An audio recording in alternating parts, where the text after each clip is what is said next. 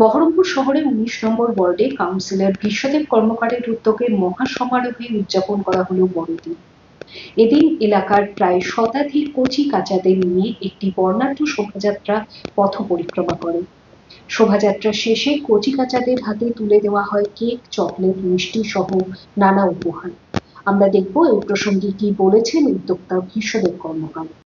মুখ্যমন্ত্রী মমতা বন্দ্যোপাধ্যায় এবং আমাদের প্রিয় নেতা সাংসদ অভিষেক বন্দ্যোপাধ্যায়ের অনুপ্রেরণায় এই বাংলায় সর্বধর্মকে সম্মান জানাই, সর্বধর্মের মানুষ।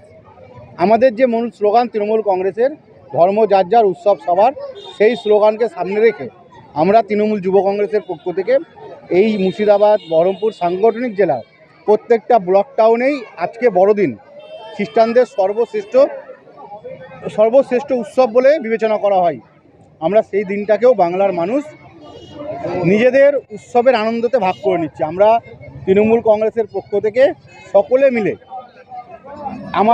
আমি নিজে কাউন্সিলর, সেই ওয়ার্ডের সকল বাচ্চাদের, কচি কাচাদেরকে সাথে নিয়ে একটা বর্ণাঢ্য র্যালি করি এবং সান্তা এসছে পাড়ায়, সেই সান্তাকে দিয়ে আমরা পথ চলতি সকল বাচ্চাদের হাতে চকলেট, বই, খাতা, পেন, বল, বিভিন্ন পুরস্কার আমরা তুলে দিই।